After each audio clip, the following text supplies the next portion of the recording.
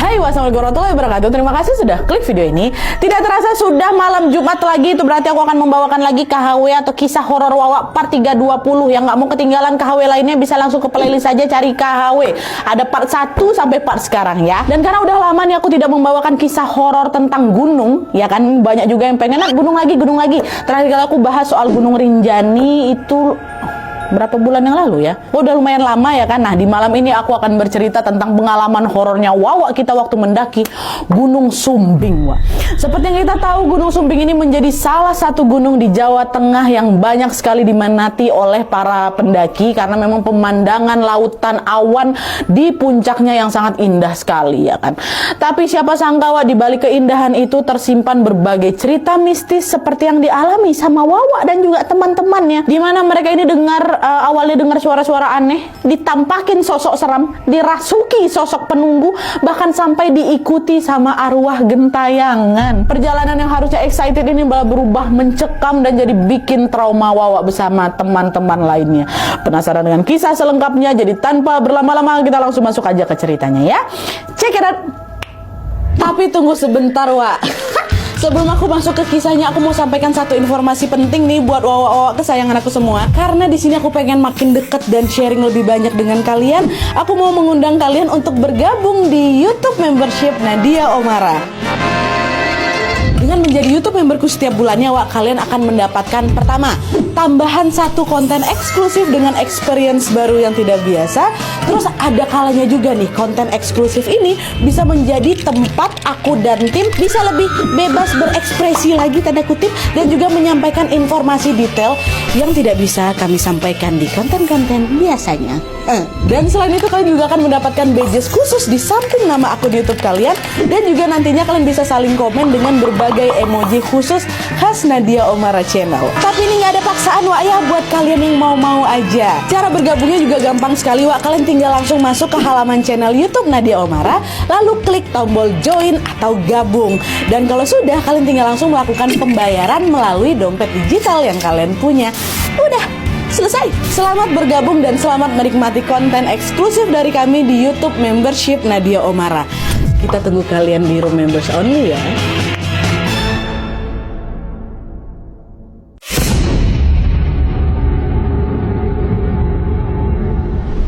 Jadi kisah ini dikirim sama Wawa kita yang bernama Ajis dari Bintan, Kepulauan Riau. Halo Bang Ajis. Nah, jadi pengalaman horor ini terjadi di tahun 2022 lalu waktu Ajis ini lagi mendaki Gunung Sumbing bersama 7 teman kuliahnya, Wak, yaitu ada Ayu, Jo, Rangga, Mail, Iqbal, Dion, dan juga Dudung. Ada 2 cewek dan juga 6 cowok, Wak, ya, termasuk Ajis. Nah, waktu itu Ajis dan juga kawan-kawannya ini lagi kuliah di salah satu universitas di Jogja. Saat libur semester, mereka merencanakan untuk menaik Gunung Sumbing lewat jalur Bowongso. Ini sedikit cerita aja. Jalur Bowongso ini adalah jalur pendakian Gunung Sumbing dari arah Wonosobo. Jalur ini cocok sekali untuk pendaki pemula karena medannya juga nggak terlalu curam. Dan di sana ada 3 pos utama. Pos pertama adalah Taman Asmara, pos kedua adalah pos Bogel, dan pos ketiga adalah pos Zoro.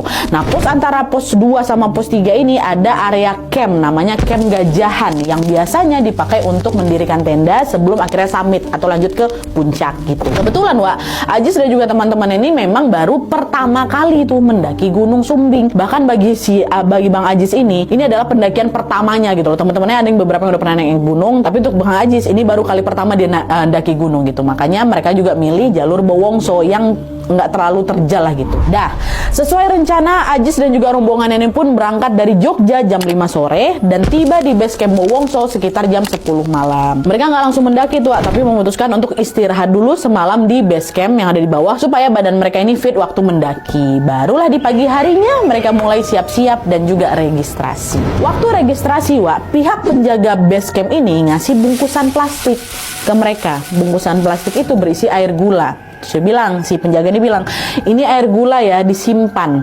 jaga-jaga kalau misalnya ada yang kecapean di tengah jalan. Nah, air gula ini, Wak, ternyata bukan sembarangan minuman gitu loh. Fungsinya untuk jaga-jaga kalau di tengah jalan ada yang kehabisan tenaga atau misalnya gula darahnya turun drastis kayak gitu kan, karena air gula ini bisa langsung diserap tubuh dan bisa bikin badan cepat balik bertenaga lagi. Jadi semacam apa ya, semacam pertolongan pertama darurat gitulah untuk para pendaki ini. Udah dikasih satu-satu. Oh baik Pak, gitu. Penjaga base camp nanya lagi, di antara kalian ada yang lagi datang bulan nggak atau lagi haid nih, mohon maaf. Jo nyaut, oh saya Pak, Jo ini perempuan ya, saya Pak. Kenapa Pak? Katanya, oh kalau gitu mbaknya daki sampai camp Gajahan aja, nggak bisa kalau sampai puncak. Katanya, lo kenapa Pak? Itu sudah aturan di sini, mbak ikutin aja, kata si penjaga. Dah lah itu kan.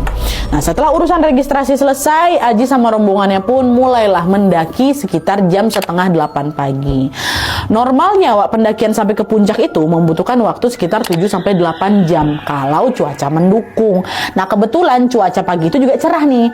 Mereka pun mulailah ini mendaki menuju ke pos 1. Perjalanan sampai ke pos 1 itu relatif aman karena jalannya juga masih landai lah gitu kan. Mereka sampai di sana di pos 1 ini sekitar jam 9 pagi. Mereka istirahat sebentar, menikmati pemandangan dan lanjut lagi mendaki ke pos 2 atau pos Bogel. Tapi berbeda dari medan sebelumnya yang masih landai kali ini mereka sudah mulai ngelewatin area tanjakan tuh. Meski juga nggak begitu ekstrim, tanjakan itu cukup menguras tenaga. Ditambah lagi cuaca yang awalnya cerah-cerah aja itu tiba-tiba mulai berubah. Kabut mulai turun, langit mendung, dan suhu udara juga berubah drastis waktu itu. Kondisi itu bikin Ayu, kawan yang perempuan satu lagi nih, menggigil. Badannya juga ikutan lemas nih, jadi dia pun harus jalan sambil dirangkul sama kawannya. Ngelihat itu, Ajis, Wawa kita ini ngomong ke kawan-kawannya, weh nanti kita dirikan tenda dulu aja nggak di pos 2, kayaknya mau hujan deras lah ini. Ayu juga kayak butuh istirahat katanya. Kawan-kawan yang lain setuju. Mereka pun bergegas lah itu kan, ngelanjutin lagi perjalanan sampailah akhirnya tiba di pos Bogel atau pos 2 sekitar jam 11 siang. Begitu tiba di sana mereka langsung dirikan tenda, satu tenda untuk cewek, Ayu sama Jo, 2 tenda lagi untuk cowok. Tenda A diisi Ajis, Dudung, Dion, tenda B diisi Mail, Iqbal sama Rangga. Dah, gak lama setelah tendanya berdiri, ternyata betul hujan turun deras sekali disertai juga sama angin kencang. Nah, di tengah situasi itu kondisi si Ayu yang awalnya udah lemas ini makin drop lagi. Padahal nih aslinya kalau semuanya tuh fit dan juga cuaca mendukung nih, mereka bisa sampai puncak hari itu juga loh. Tapi karena kondisinya memang tidak memungkinkan, akhirnya mereka sepakat untuk istirahat lah itu di pos 2. Dan siapa sangka disitulah gangguan demi gangguan mulai terjadi waktu istirahat di pos 2 ini. Jadi ceritanya hujan badai yang sejak siang mengguyur itu baru reda kapan? Malam harinya baru reda Nadia katanya. Di saat yang sama kondisi Ayu juga alhamdulillah sudah mulai membaik itu. Cuman memang mereka tetap memilih istirahat di tenda masing-masing ya kan, lagi hujan-hujan ya kan. Mereka ngumpulin energi untuk bisa mendaki besok paginya. Tapi sekitar jam 9 malam pas mereka udah mau tidur nih, Ajis, Dudung sama Dion yang ada di tenda cowok yang satu nih, yang tenda A itu, dengar ada suara langkah kaki masuk ke area pos 2. Mereka juga dengar ada orang yang lagi ngediriin tenda di dekat mereka. Ya kan tenda mereka 3.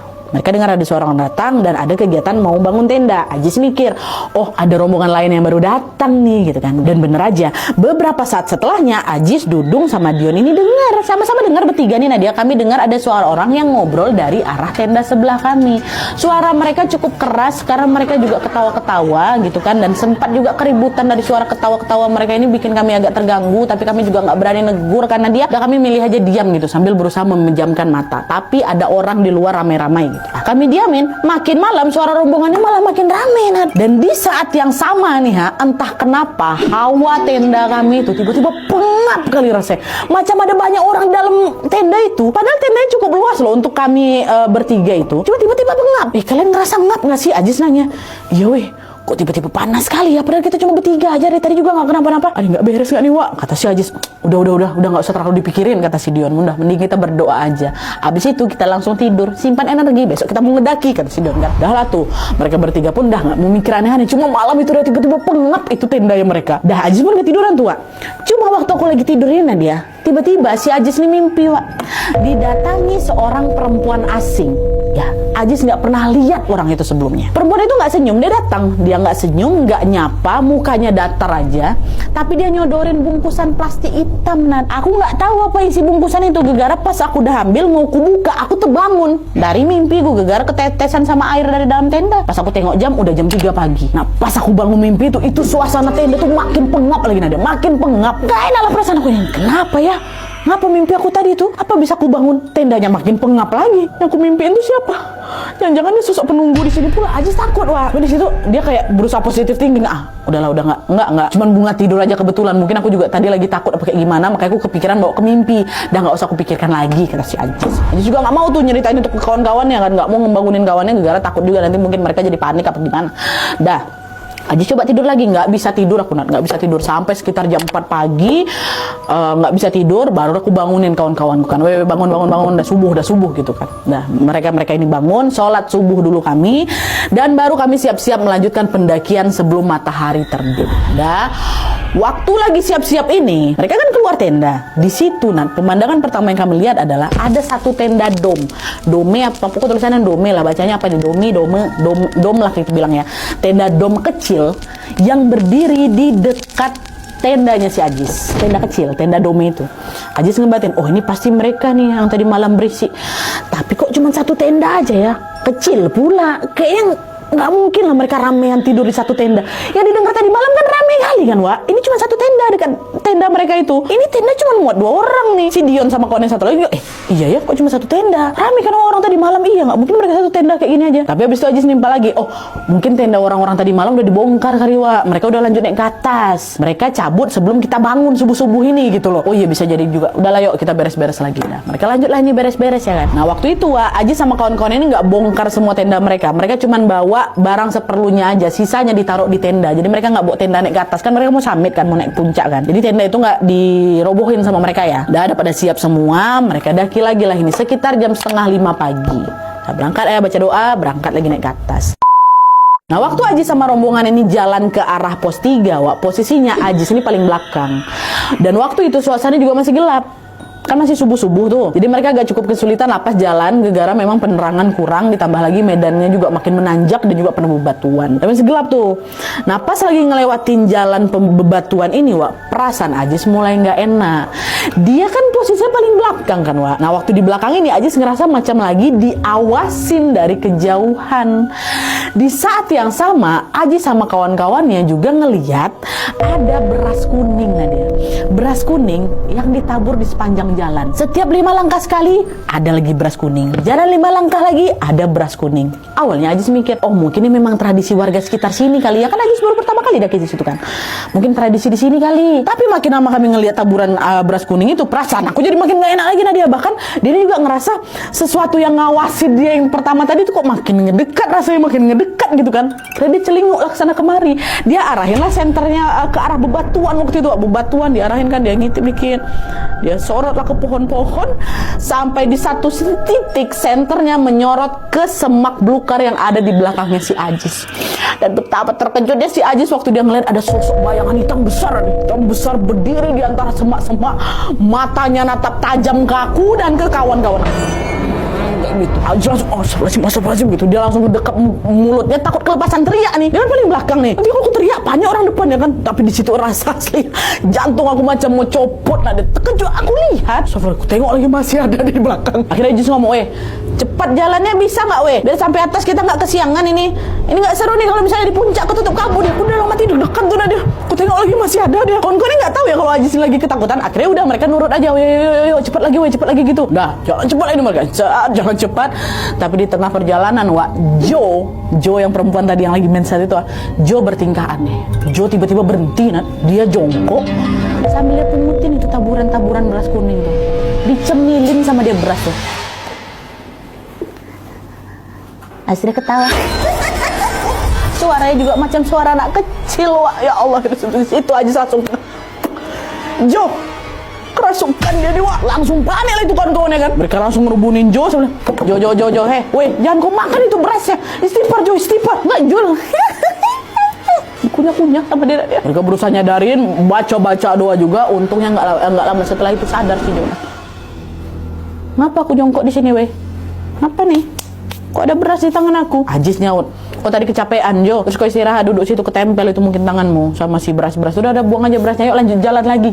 Bohong memang si Ajis itu, Wak, sengaja biar si Jo ini nggak panik karena untuk semua juga kompak. Oh Jo, udah jalan kita lagi. Lanjutlah jalan lagi dan sampailah mereka, sebelum mereka sampai summit itu, sebelum sampai puncak, mereka sampai di camp Gajahan dulu nih.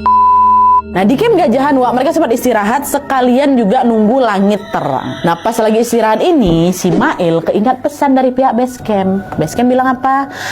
Jo, berarti Jo, kau cuman bisa daki sampai sini aja, kau kan lagi mens kan, kata Jo nyaut. Tapi aku pengen kali lo ikut puncak. Nggak boleh Jo, jangan Jo, aturannya kan gitu, daripada nanti kau kenapa-napa kami juga yang susah. Jangan gitulah weh, kata si Jo, jangan gitulah weh, aku pertama kali lo ngedaki ke sini, masa nggak sampai puncak. Lagian juga aku takut lah kalau misalnya nunggu sendirian di sini. Ya nggak juga sendiri, nanti ada yang nemenin kau kok. Nggak mau aku, pokoknya aku pengen ikut puncak. Udah diam-diam aja, Bismillah aja, kita doa aja semoga nggak kenapa-napa. Dalam mereka debat panjang lah itu Wak. Tapi kawan-kawannya ini tidak berhasil membujuk si Jo. Mereka akhirnya udahlah terpaksa ngikutin Jo untuk tetap ikut naik puncak. Padahal pesannya apa, Jo kok nggak boleh sampai puncak, maksa. Udah akhirnya di jam 6:30 pagi mereka lanjut lagi Wak, mendaki menuju ke pos 3. Nah, awalnya perjalanan ke pos 3 ini lancar-lancar aja, memang cuaca di area Gunung Sumbing itu cukup cerah dan kondisi tubuh mereka juga fit itu. Nah, di sini Ajis juga ngeh kalau dia udah nggak ngelihat taburan beras kuning itu lagi, udah nggak ada. Dia terakhir kali ngelihat beras kuning itu waktu kami mau masuk ke camp Gajahan, habis itu hilang. Nah, dia udah nggak ada lagi. Udah kan? Jalan, nyampe lah di pos 3, mereka istirahat lagi sambil menikmati pemandangan sekitar. Barulah setelah itu mereka lanjut mendaki lagi ke puncak. Tapi baru beberapa menit Jo ngeluh Wak di situ. Aduh perut aku sakit, mulas-mulas mens lah kayak gimana. Aduh sakit perut aku. Mail bilang kan kau tadi harusnya kau istirahat aja di bawah. Kalau kayak gini kau sendiri kan yang nggak nyaman. Iya maaf ini udah nanggung juga kalau misalnya aku turun. Udah nggak apa-apa ya, istirahat bentar ya, habis itu kita lanjut lagi naik ke atas gitu. Tapi ternyata setelah istirahat kondisi Jo ini malah makin parah Wak. Dia tuh nggak cuma sakit perut aja tapi badan juga makin lemas kayak gitu Meski begitu Jo ini tetap kekeh Wak. Udah nggak apa-apa, udah kita harus sampai puncak gitu. Dan sama seperti sebelumnya, kawan-kawannya juga nggak bisa ngemujuk Jo ini buat turun. Ditambah lagi waktu itu kami mikir jarak ke puncak itu udah nggak terlalu jauh. Jadi lebih cepat kalau misalnya terusin ke atas daripada kami muter balik ke bawah, turun. Ya udah. Di situ mereka istirahat bentar, terus lanjutlah jalan ini Wak, dengan posisi Jo ini dirangkul Mail sama yang lain, dirangkul gitu kan. Nah karena Jo masih sakit waktu itu, perjalanan mereka ini juga jadi terhambat. Mereka harus jalan pelan, terus bentar-bentar berhenti, jalan pelan lagi, bentar berhenti lagi gitu istirahat. Kalau normalnya dari pos 3 ke puncak itu katanya cuma butuh waktu 2 jam. Kami nyampe di puncak itu setelah 4 jam perjalanan kami. Nah dia 2 kali lipat dari perjalanan sebelumnya, sekitar jam 11:30 siang lah di situ kan. Waktu udah nyampe, Jo langsung disuruh duduk. Sementara kawan-kawan lainnya ada juga yang nemenin Jo, ada juga yang jalan-jalan menikmati keindahan alam di puncak. Dan di puncak dengan akhirnya alhamdulillah sampai di puncak, foto-foto segala macam. Nah waktu itu area puncak lumayan cerah juga Wak. Tapi beberapa menit kemudian kabut datang dia. Tiba-tiba kabut datang, langit udah mulai mendung. Jadi mereka nggak bisa lama-lama lah di puncak ya kan. Takutnya nanti bakal turun hujan lagi macam kemarin. Jadi jam 12:30 siang, 1 jam dan kami di situ, kami pun memutuskan turun ke bawah. Nah siap-siap woi, kita turun sekarang gitu. Tapi waktu udah mau turun, tiba-tiba si Jo bilang, weh kakiku kok berat kali ya, kayak ada yang megangin katanya. Waktu Jo ngomong gitu, aku langsung lihat muka si Jo tuh pucat. Nah nggak lama setelah dia ngeluh kakinya itu berat Wak, pingsan si Jo, gitu. Nah di situ teman-teman panik lah semua ya kan. Jo itu langsung dibaringkan ke tanah. Mereka berusaha untuk nyadarin si Jo pakai barang-barang seadanya, pakai minyak kayu putih gitu. Jo istighfar Jo, sadar Jo. Tapi sampai beberapa menit kemudian Jo nggak bangun juga Wak. Sampailah di satu titik itu kabut tuh makin pekat, langit juga makin gelap aja, sama yang lain makin panik. Mungkin kami biarin Jo kehujanan di puncak dia, sedangkan juga kami tuh nggak bisa ngediriin tenda di sana kan, tenda kami di bawah. Jadi apa? Ini harus digendong nih si Jo kan rame-rame untuk turun ke pos 2. Cuma belum sempat tubuhnya itu diangkat, badan si Jo itu belum sempat diangkat Wak. Tiba-tiba matanya melotot mata si Jo, tatapan matanya juga kosong. Nggak lama setelah itu tawa si Jo Wak. Lagi-lagi suaranya tuh macam anak kecil. Aduh kerasukan lagi dia weh, kata gitu kan. Dan betul aja, nggak lama setelah dia ketawa ini Wak, Jo teriak-teriak, dia nangis histeris kayak gitu. Dan dalam waktu singkat bola mata itu langsung putih semua.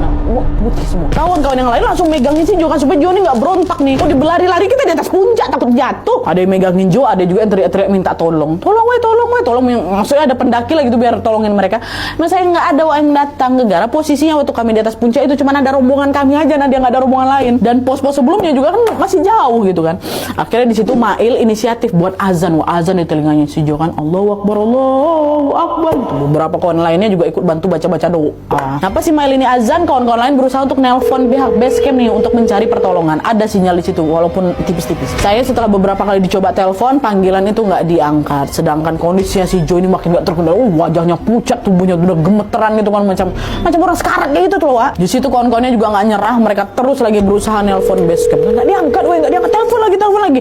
Akhirnya setelah belasan kali telepon, diangkatlah sama base camp. Ayu tuh waktu itu telepon. Ayu langsung bilang, Pak, tolong kami Pak, kawan kami kesurupan Pak, kami ada di puncak. Waduh, puncak, kondisi kawan Mbak gimana sekarang? Dia masih teriak-teriak, Pak, ini lagi dipegangin sama kawan-kawan saya. Oke, gini Mbak, karena jarak base camp ke puncak itu jauh, kami nggak bisa langsung nanganin sekarang nih. Mbaknya sekarang tolong usapin badan temennya pakai air gula yang kemarin saya kasih, sambil dibaca-baca ya Mbak ya, baca-baca doa. Itu aja dulu, nanti update terus kondisinya. Kalau belum baikan kami segera pergi ke sana gitu. Untungnya air gula tuh kami bawa, Nat. Untung kami bawa. Akhirnya dah air gula diambil lah dari tas masing-masing, terus pada diolesin lah ini ke tubuhnya si Jo sambil dibaca-baca doa. Wak. Di situ Mael sekali lagi baca azan lagi di telinga si Jo kan, dan alhamdulillahnya pelan-pelan Jo mulai sadar di situ. Tatapannya udah nggak kosong, matanya udah balik ada hitamnya lagi, dia udah nggak teriak-teriak lagi. Alhamdulillah langsung sadar Wak si Jo di situ. Pakai air gula tuh. Setelah sadar, Ayu langsung membantu lah si Jo minum pakai air putih.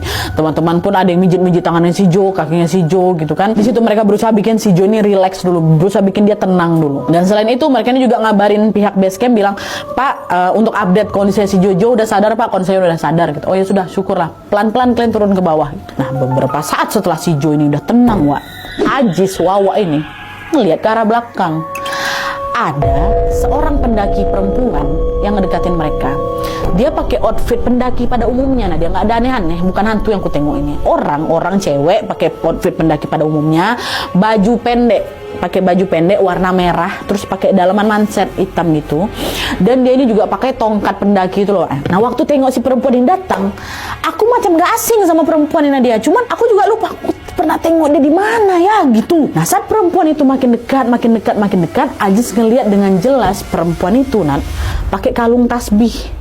Dia gendong ransel kecil, terus dia datang sendirian tanpa rombongan ya. Awalnya dia mikir, oh mungkin dia warga lokal kali ya, makanya berani daki sendirian dan cuman bawa tas kecil. Perempuan pula, jarang Wak ada perempuan yang berani daki sendirian ya kan, di ketinggian 3000 mdpl pula. Nah, si perempuan itu datang nyamperin mereka Wak, dan seolah dia bisa baca pikiran aku. Si perempuan tuh bilang apa pertama kali? Saya bukan warga lokal Mas, saya memang daki sendirian.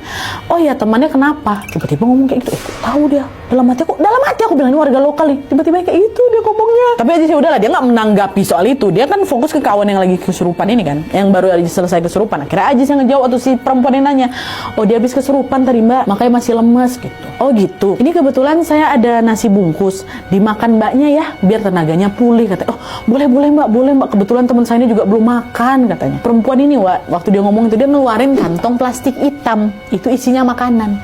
Waktu aku tengok dia keluarin itu, oh Ajis langsung dejavu di sini. Kok aku macam pernah tengok ini ya? Coba ingat lagi, masih belum ingat dia di sini. Apa ya, macam pernah tengok ini, macam dejavu ini. Apa ini ya? Perempuan bawa kantong hitam. Nah, perempuan itu ngasih tuh makanan itu ke Jo, dan habis itu tiba-tiba dia bilang kayak gini, sebenarnya saya udah lihat dari kejauhan kalau teman kalian ini, Mbak ini udah diikuti sosok anak kecil. Nah, pas dengar itu, kawan yang lain pun langsung kaget ya kan. Iya Mbak, diikuti anak kecil Mbak. Nah, waktu dia ngomong kayak gitu, langsung merinding aku langsung, astagfirullahaladzim. Aku merinding bukan karena ada sosok anak kecil yang ngikutin si Jo, itu bukan. Di situ aku langsung ingat kalau aku pernah ngelihat perempuan baju merah ini. Di mana? Bukan di tempat lain, bukan di kota lain, bukan di mana-mana. Aku nengok dia tadi malam di mimpi aku. Kalian ingat kan waktu di pos 2 kan Ajis mimpi dia ngelihat ada perempuan ngasih kantong hitam. Nah, postur sama pakaian yang dipakai perempuan dekat depan mata aku yang lagi ngasih makan ke si Jo ini, mana dia? Mirip persis sekali sama perempuan yang tadi malam ngasih aku bingkisan hitam itu. Bahkan bungkusan plastik hitamnya pun sama, diikatnya sama. Iya dia di mimpi aku. Oh, ada di sini ya. Langsung mikir aneh-aneh aku di situ. Nah, dia ini betulan manusia apa bukan ya? Apa aku ada kelebihan ini untuk melihat masa depan dalam mimpi aku? Tapi apa ini ya? Di saat orang lagi fokus ke Jo dan perempuan yang baik hati ini, aku malah kok mati dia ada ujung kaki. Napak tanah kok dia. Manusia kok dia. Orang kawan aku juga nengok semua. Tapi makin aku tengok, makin merinding aku. Astaganya. apa ya gitu loh. Sampai akhirnya perempuan tuh ngomong lagi, udah lebih baik kalian segera turun sebelum maghrib. Di sini udah nggak aman katanya. Tuh Wak, setelah ngomong kayak gitu dia langsung pamit nih. Dia pamit turun tanpa ngomong apa-apa. Jadi dia naik ke atas itu bukan untuk menikmati pemandangan. Nah, dia kalau memang dia pendaki biasa nih enggak. Dia datang ngasih makan, habis itu dia langsung turun. Dah, bahkan nggak sampai 5 menit tuh nanti perempuan tuh udah ngilang aja. Mana? Wih, mana perempuan tuh? Ada, hilang. Cuma yang lain masih positive thinking nih. Mungkin kan memang turun jalan kan belok-belok, nggak bisa langsung kita amatin macam kita nengok dia di jalan lurus kan, nggak bisa. Perasaan aku yang makin nggak enak. Tapi di situ aku nggak mau cerita ke kawan-kawan aku, takut makin panik lagi lah ya kan. Apalagi kondisi Jo juga masih lemah. Nah akhirnya Ajis pun ngajaklah mereka untuk berkemas dan segera turun ke bawah. Tapi ternyata belum selesai di sini Wak ya, belum. Karena selama perjalanan turun ini lagi-lagi mereka diganggu sama berbagai hal mistis yang bikin mereka ya Allah trauma Wak sampai sekarang. Jadi, waktu perjalanan turun ini, Wak, Jo digendong sama si Mail karena kondisi tubuhnya kan juga masih lemes ya kan. Nah, di situ Mail nggak bisa jalan cepat karena selain jagain si Jo, area sekitar itu kan juga udah ketutup kabut tebal ya kan. Jadi si Mail nyuruh Ajis, Dudung sama Dion yang satu tenda tadi tuh yang kondisinya juga paling fit di sana untuk turun duluan ke pos 2. Jadi mereka waktu itu kok turun duluan, kok langsung beres-beres, masak kok untuk makan sore kita. Jadi Mail yang gendongin si Jo sama Ayu dan Iqbal sama si Rangga jalan terakhir. Ajis, Dudung, Dion disuruh jalan duluan gitu loh. Kalau turun kan bisa berlari ya kan. Turun lah. Jadi mereka berempat nih yang pelan-pelan. Nah, pisah nih kan Wak, pisah 2. Nah tapi tiba-tiba di tengah perjalanan si Mail dengar ada suara perempuan ketawa. Siapa tuh? Makin lama dengar suaranya makin kencang. Mail tahu betul itu bukan suara si Ayu. Kan cuma kawannya satu lagi si Ayu kan. Apalagi si Jojo kan lagi digendong. Dan suara yang dengar sama si Mail ini pun berasal dari luar rombongan mereka itu loh Wak. Di sekitar mereka juga sepi, nggak ada rombongan lain. Si Mail nanya ke kawannya, weh kalian dengar ada suara ketawa nggak sih barusan? Hah? Ketawa? Kata yang lain, nggak ada. Dari tadi kami diam aja kok semuanya. Tapi aku dengar suara ketawa, weh. Kencang kali suaranya. Kata si Mail lagi. Udah, nggak usah nakut-nakutin. Kau banyakin doa aja lah, kata si Ayu. Di situ perasaan Mail langsung campur aduk, Wak. Dia mulai baca doa. Dia berusaha mempercepat langkahnya tuh, biar dia bisa sampai ke pos 2. Nah, di sisi lain, si Ajis, Dudung sama si Dion nih di rombongan yang bawah, yang pertama kali turun ini, udah nyampe Wak di pos 2. Tapi waktu nyampe di sana, mereka tidak melihat ada tenda berdiri. Semua tenda mereka hilang, nggak ada, Wak. Mana tenda kita? Memang betulan di situ. Nah, dia kami nggak nyasar di situ tuh. Memang di situlah tempatnya. Tapi tenda kami nggak ada. Mana dicari-cari sama mereka, kan salah tempat nggak kita nih? Enggak, memang betulan di sini. Coba cari lagi. Sampai mencar juga kami itu bertiga. Nggak juga ketemu itu si tenda. Tenda mereka nggak ada. Sampai di satu titik waktu lagi cari-cari ini, Ajis tiba-tiba nengok ada taburan beras kuning lagi di tanah. Ada beras kuning lagi. Di situ perasaan Ajis nggak enak lagi kan Wak. Tapi dia tetap lanjut nyari tendanya. Diabaikan aja beras kuning itu. Cari lagi, tetap juga nggak ketemu. Nah, dan di situ entah kenapa aku jadi langsung kepikiran untuk apa aku ikutin aja jejak taburan beras kuning tadi itu ya. Siapa tahu beras kuning itu bisa ngasih petunjuk di mana tenda aku berada ya kan. Udah, balik lagi, mana tadi beras kuning? Mana tadi dapat beras kuningnya? Diikutilah sama Ajis kan. Ajis sendiri kan yang pada mencar nih. Jalan. Sampai dia ngikutin itu beras, dia ketemu sama 2 kawannya, si Dadang sama si Dion. Ketemu nih kan? Bertemu nih mereka. Waktu mereka ketemu, Wak, mereka berada di titik pertama kali mereka nyampe dari puncak. Ingat ya, katakanlah area tenda mereka di sini. Nah, waktu lagi nyari-nyari itu dan si Ajis lagi ngikutin si beras kuning, dia sampai di ujung waktu ketemu sama 3 kawan yang lagi mencari itu, di pintu masuk tenda mereka didirikan. Katakanlah kayak gitu. Ketemu sama kawannya bertiga di situ. Dan disitulah mereka langsung lihat ada 3 tenda mereka berdiri gak jauh dari tempat situ. Ada tenda kalau di sana. Itu jelas-jelas dari tadi Nadia kami cari di situ. Nggak ada tendanya. Sekarang tiba-tiba tendanya ada. Setelah kami cari kemana-mana, ada tenda di situ. Astagfirullahaladzim, merinding aku ya Allah. Wih sumpah, ini nggak masuk akal. Kata kawan, kita udah muter di tempat ini berkali-kali kan. Ada tenda-tenda ini. Tiba-tiba ada tenda di sini. Oh iya nggak masuk akal ini. Kita ada kesini loh. Tadi nggak ada tendanya. Tadi nggak beres ini Wak. Ajis. Padahal Ajis yang paling takut kali dari tadi kan. Cuman dia kayak, Wak, palingan tadi tenda kita ketutup kabut, makanya nggak kelihatan, ya kan? Udah, kita nggak usah mikir yang aneh-aneh. Kita lanjut beres-beres, masak. Bentar lagi udah mau maghrib, kata Ajis. Ada di situ aku langsung, nggak ada kabut, nggak ada kabut. Tempat tuh plong aja, plong. Tiba-tiba ada. Aku memang nggak mau bikin temanku panik gitu, mikir yang macam-macam. Jangan, kita masih di gunung gitu. Udahlah, mereka beres-beres.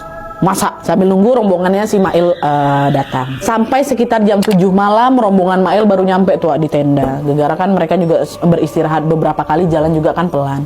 Waktu udah nyampe di tenda, mereka langsung makan malam. Dan waktu itu mereka sepakat untuk nginap lagi 1 hari di pos 2 itu, karena memang udah gelap juga. Mereka juga pada kecapean semua. Besok pagi baru kita balik turun ke bawah. Nah, selama nginap di pos 2 ini, Aji sebenarnya udah nggak tenang kali. Aku rasa pengen turun hari itu juga, saat itu juga. Dari hari pertama udah diganggu kok, ya kan? Cuma macam mana lagi, kawan-kawan juga capek. Aku juga sebenarnya capek. Ditambah juga udah mulai turun hujan lagi tuh, Nat. Jadi mau nggak mau mereka harus semalam lagi nginap di pos 2. Baru besok paginya di jam 10 pagi tuh, mereka bongkar-bongkar tenda dan melanjutkan perjalanan turun ke bawah. Untungnya di perjalanan pulang dari pos 2 ke bawah itu aman-aman semua, Wak. Mereka baru tiba di base camp sekitar jam 2:30 sore. Karena juga jalannya pelan-pelan itu, mengingat kondisinya si Jo juga belum sepenuhnya sehat ya kan. Udah turun. Begitu mereka nyampe di base camp, pihak base camp yang sebelumnya ditelepon juga langsung sigap nanyain kondisinya si Jo. Mereka juga bantuin si Jo untuk masuk ke base camp untuk istirahat.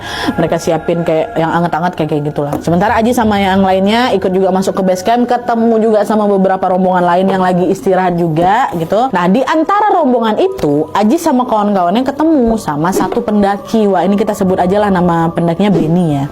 Yang ternyata si Benny ini adalah orang yang ngediriin tenda di samping mereka di pos 2 di malam pertama. Ingat kan? Kan yang mereka dengar ada suara yang ribut-ribut. Nah, itu si Benny rupanya orang, Wah. Nah, di situ Aji nanya, "Mana rombonganku yang lain, Ben?" "Oh, aku sendiri, Mas," kata. "Hah? Sendiri? Gak mungkin kan? Orang jelas-jelas malam tuh kami denger tenda kalian berisik kali kok, ramai orang ngobrol." Dudung sama si Dion nyaut, kan mereka satu tenda. "Iya, aku juga denger. Ramean kan kok, gak sendiri kan kok?" Bingung si Benny. "Hah? Apa nih, Mas? Gak mungkin, orang kebetulan sendiri. Kalau datang ramean masa cuma bawa tenda kecil aku, Mas? Ini loh tendaku, tenda dome-dome nih, ha? Sendiri kau? Gak ramean? Sendiri, Mas." "Oh, ada lagi nggak rombongan yang datang?" "Nggak ada, cuma rombongan kita tuh lah, rombongan Mas 3 tenda kan, terus aku sendiri. Nggak ada lagi orang lain, cuma aku," kata si Benny. Langsung heboh si Aji situ. Aduh, kan. Kita dengar rame kan, weh. "Rame, Ben." "Enggak, Mas, cuma saya sendiri aja di situ." Aduh, nggak beres nih. Di situ aku udah nggak tahan lagi nanti ceritain semua ya. Dari bawah juga ya kan. Aku tahan tuh dari atas supaya nggak takut kawan-kawan aku. Tapi setelah dipantik sama cerita si Benny ini, langsung lah si Ajis ngejabarin semua apa yang dialami di sana. Mulai dari suara orang ngobrol dari tenda sebelah mereka. Dia mimpi ada perempuan berbaju merah. Dia tampakin juga sama sosok bayangan hitam untuk naik ke atas. Waktu nengok si beras kuning itu, dia ngeliat Jo kesurupan. Tenda yang dia tiba-tiba, si Ajis menceritakan itulah. Sampai dia cerita soal ketemu pendaki perempuan berbaju merah yang wajahnya dan juga penampilannya sama persis macam perempuan di mimpi. Dia ceritain itu semuanya kan. Dan setelah si Ajis cerita, rupanya si Mail kawan rombongannya ikut nimbrung. "Wah, bentar, kok mimpi perempuan itu?" "Malam itu aku juga mimpi, Wah, ketemu sama cewek baju merah itu. Mimpinya sama persis kayak kau. Dia juga ngasih bungkusan hitam itu. Aku juga mimpi. Tapi waktu kita di puncak dia ketemu dia, aku nggak ingat sama sekali. Ini waktu kau ceritain itu loh, aku baru ingat," kata dia gitu. Jadi bedanya si Ajis itu waktu perempuan itu datang, dia langsung ingat kalau itu adalah perempuan yang dia mimpikan sebelumnya. Si Mail nggak, Wak. Mail nggak ngeh. Kan kita juga sering yang lupa sama mimpi kita sebelumnya kan. Nah, Mail kayak gitu. Dia baru ngeh kalau dia mimpi si cewek yang dia tengok juga ngasih makanan ke si Jo itu waktu di base camp ini. Wah, temen-temen lain waktu dengar cerita Mail makin heboh lagi. Sampai-sampai Nat ya, waktu kami cerita saking hebohnya langsung narik perhatian rombongan-rombongan lain di luar rombongan kami yang lagi istirahat loh. Nimbrung semua mereka. "Iya, Mas, ada apa, Mas?" Cerita lagi tuh kan.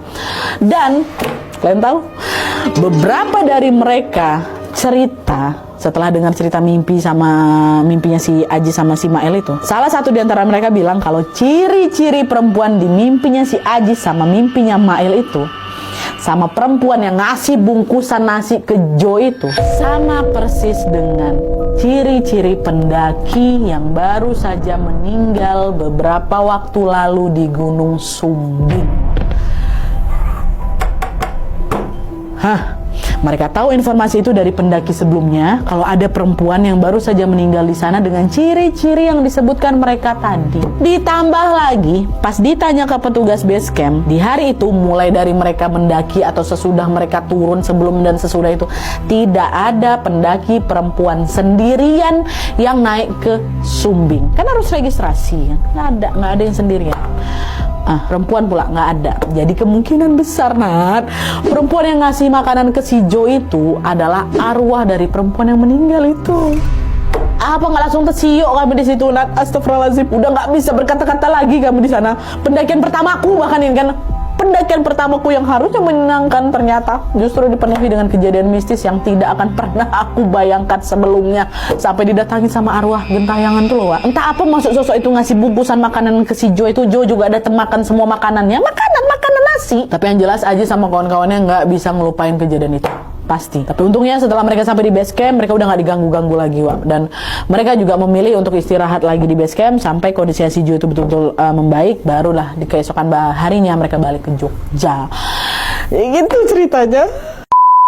Oke, Wak, jadi itu tadi pengalaman horor yang dialami Ajis dan juga kawan-kawannya waktu mereka lagi mendaki Gunung Sumbing. Mereka yang awalnya excited kali ya kan sama pendakian ini, justru dibikin shock sama berbagai kejadian mistis selama mereka mendaki ini. Sampai-sampai Ajis nih, Wawa kita ini bilang kalau karena kejadian ini Nadia, aku masih takut loh mendaki lagi.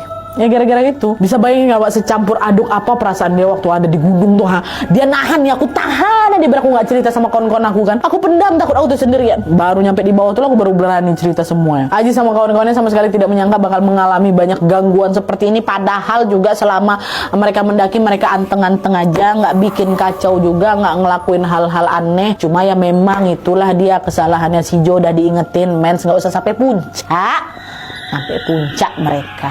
Entah memang gangguan-gangguan itu muncul karena kami melanggar aturan itu atau memang kami udah diincar sejak awal waktu mendaki Nadia. Tapi yang jelas setiap tempat ya, apalagi alam, pasti menyimpan cerita mistisnya masing-masing, Wak. Jadi ada baiknya setiap kali berkunjung ke tempat-tempat baru, apalagi gunung, Wak, ya, perbanyaklah membaca doa. Dan misalnya juga ada larangan atau pantangan-pantangan tertentu, udah lebih baik udah dipatuhi aja, udah demi keselamatan bersama kok. Kalau